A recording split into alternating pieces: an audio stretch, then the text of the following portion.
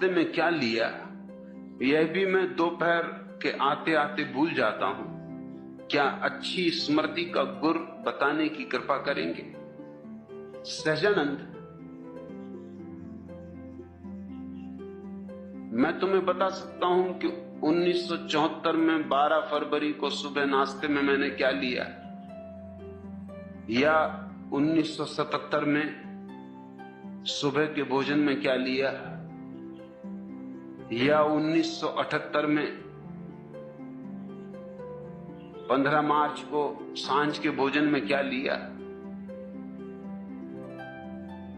और उसका कारण ये नहीं कि मेरी स्मृति अच्छी, उसका कुल कारण इतना है कि नाश्ता में रोज वही लेता हूं और भोजन भी रोज वही करता हूं, उसमें भेद ही नहीं करता। तुम कोई भी तारीख की पूछ लो, मैं जवाब दे सकता हूं।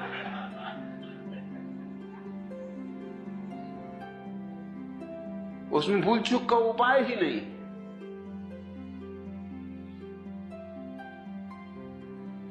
कुछ चमत्कार की बात नहीं है। अब अगर एक ही नाश्ता कोई आदमी ले रहा हो रोज बरसों से, भूलना भी चाहे तो कैसे भूले? तुम बताओ। चमत्कार याद रखने में नहीं होगा, चमत्कार भूलने में हो जाए। भूल सकते ही नहीं। खाना भी वही लेता हूं रोज नियमित, सुबह भी वही, शाम भी वही, उतने ही कप चाय पीता हूं रोज। तारीख कोई हो, दिन कोई हो, साल कोई हो। स्वस्थ हों कि बीमार, कोई फर्क नहीं करता। हर हालत में सब वैसा ही चलने देता हूं जैसा चलता है। इसमें कुछ स्मृति की खूबी नहीं है।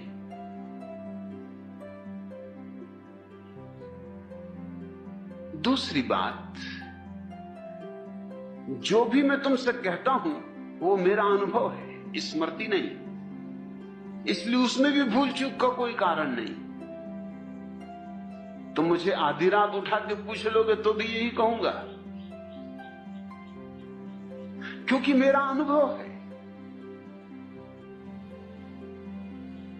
हां, अगर तुम्हारा अपना अनुभव नहीं है तो गड़बड़ खड़ी हो जाती। स्मृति पर निर्भर रहने का मतलब यह होता है कि तुम दूसरों के अनुभव पर निर्भर रह रहे हो। गीता में क्या लिखा है, अगर ये तुम्हें याद रखना है तो स्मृति चाहिए। कुरान में क्या लिखा है, अगर ये तुम्हें याद रखना है तो स्मृति चाहिए। मैं गीता कुरान की फिक्र ही नहीं करता, और कभी अगर गीता कुरान का उल्लेख भी करता हूं तो भी इसकी फिक्र नहीं करता कि लिखा भी है उनमें ऐसा कि नहीं लिखा है।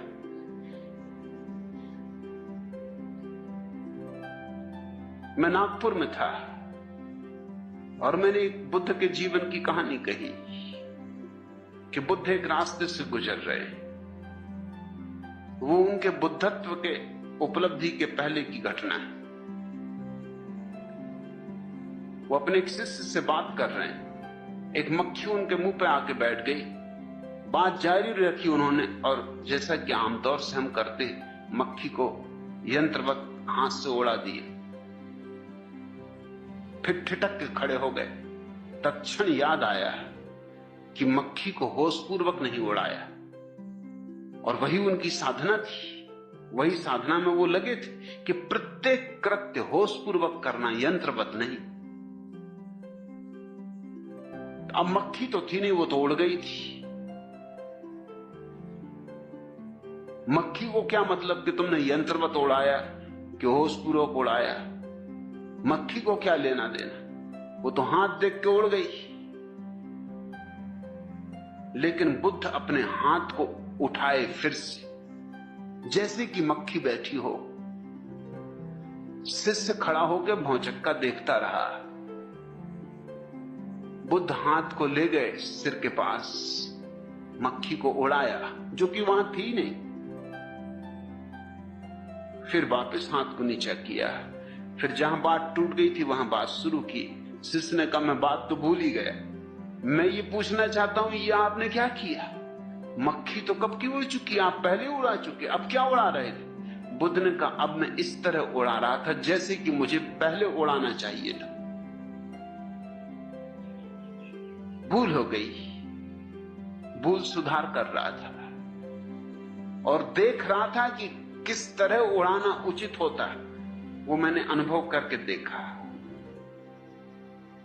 एक बौद्ध भिक्षु मेरी ये बात सुन रहे थे, वो रात मुझसे मिलने आए।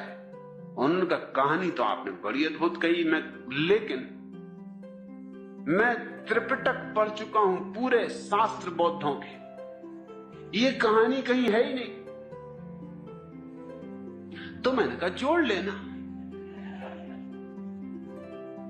छूट गई होगी, लिखने वाले भूल गए होंगे। वो मुझे बहुत भौचक्के होकर देखे, उन्होंने कहा, आप कहते क्या?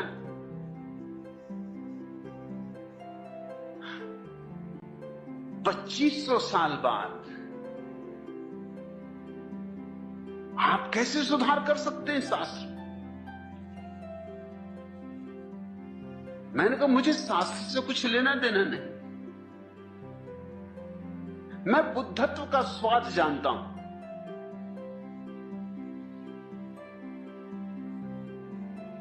ये कहानी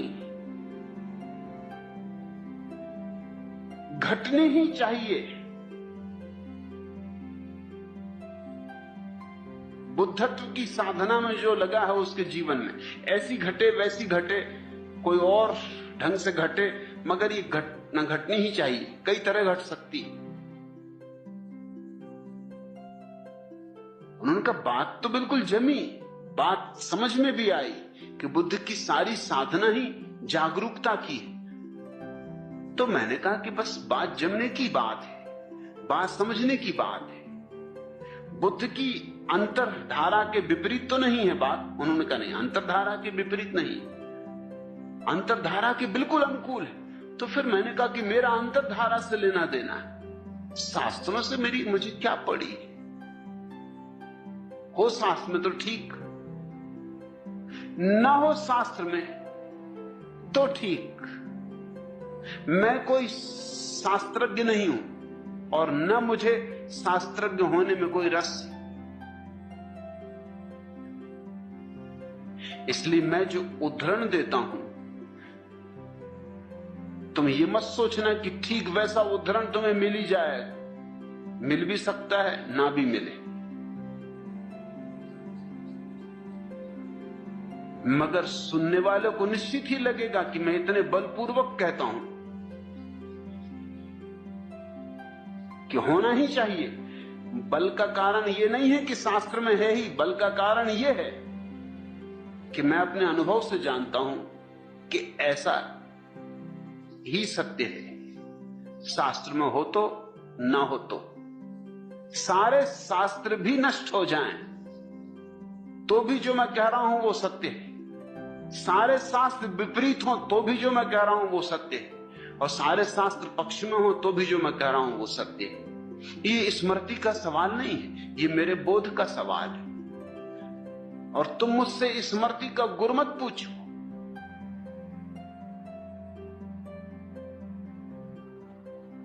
तुम मुझसे बोध का गुर पूछो। मैं यहां स्मृति सिखाने के लिए नहीं बैठा हूं।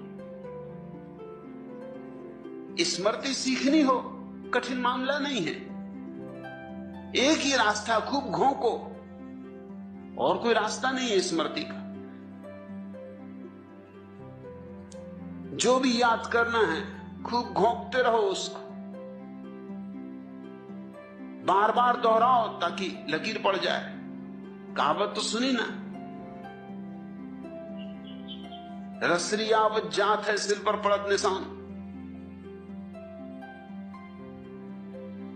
पत्थर तक पे निशान पड़ जाता, रस्सी आते जाती रहे, आती रहे, जाती रहे। करत करत अभ्यास के जड़मती होत सुजान। सुजान नहीं होते, ख्याल रखना। जड़मती तो जड़मती ही रहते हैं, अभ्यास कितना ही करें। हाँ, स्मृति उनकी अच्छी हो जाती, पंडित हो जाती, सुजान नहीं। सुजान तो बात और है।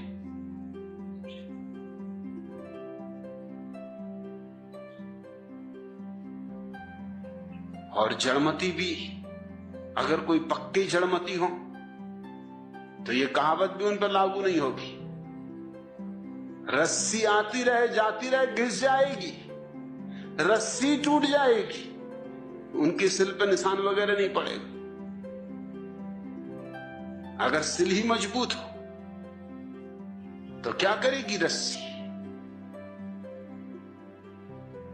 सहजानंद, अगर किसी चीज को याद करना है तो दोहराओ, दोहराते रहो।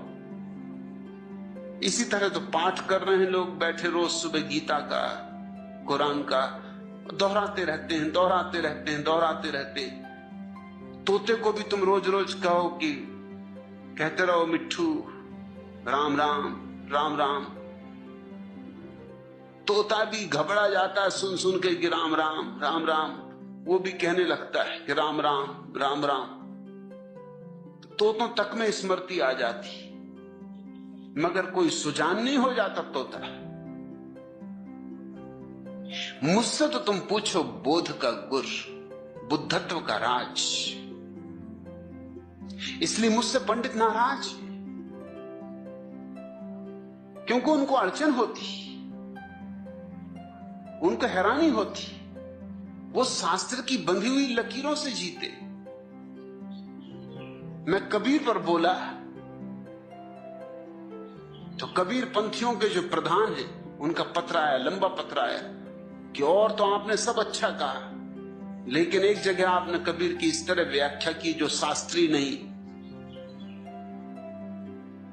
तो मैंने उनको लिखवा दिया कि वो शास्त्रों का दुर्भाग्य, उसमें मैं क्या कर सकता हूं। मुझे जो कहना है वही कहूंगा। शास्त्र का समर्थन मुझे मिलना चाहिए, इसकी न तो अपेक्षा है न जरूरत है न प्रयोजन है। मैं जो भी बोल रहा हूं उसका प्रमाण मैं हूं, उसका प्रमाण कहीं और नहीं। इसलिए मैं सारी बातों को बलपूर्वक बोल सकता हूं। ऐसा बल स्मृति का नहीं होता, ऐसा बल स्मृति में हो ही नहीं सकता, और भूलने का कोई सवाल ही नहीं उठता। अपना अनुभव है, भूलूं भी तो कैसे भूलूं? जो जाना है सो जाना है। इधर से पूछो, उधर से पूछो, हजार ढंग से पूछो, मैं वही कहूंगा जो मुझे कहना है। कई लोगों ने मुझे खबरें की कि आप भी गजब है, कबीर पे बोलते हैं तो ऐसा लगता है कबीर ठीक, और मीरा पे बोलते हैं तो ऐसा लगता है मीरा ठीक, और रैदास पे बोलते हैं तो ऐसा लगता है रैदास ठीक, और फरीद पे बोलते हैं तो ऐसा लगता है फरीद ठीक, और नानक पे बोलते हैं तो लगता है नानक ठीक। मैं उनको कहना चाहता हूं कि मुझे उनके ठीक को गलत होने से कुछ लेना नहीं, मुझे तो जो ठीक है वही बोलना है। वो तो बोतलें हैं, शराब मैं अपनी भरता हूं। अब बोतलों से शराब में क्या फर्क पड़ता है? नानक की बोतल कि कबीर की बोतल, गगरी किसी की भी, अनुभव तो मैं अपना डालता हूं। इसलिए पंडित नाराज होते हैं। कबीर पंथियों का जो पंडित है वो नाराज होगा। जो लोग अनुभव की दिशा में चल रहे हैं वो तो कबीर के संबंध में मैंने जो कहा है उससे आह्लादित हो जाएंगे, मगर कबीर को पांडित्य की तरह पकड़ने वाला आदमी नाराज हो जाएगा। अब कबीर जैसे आदमी को भी तुम पंडिताऊ ढंग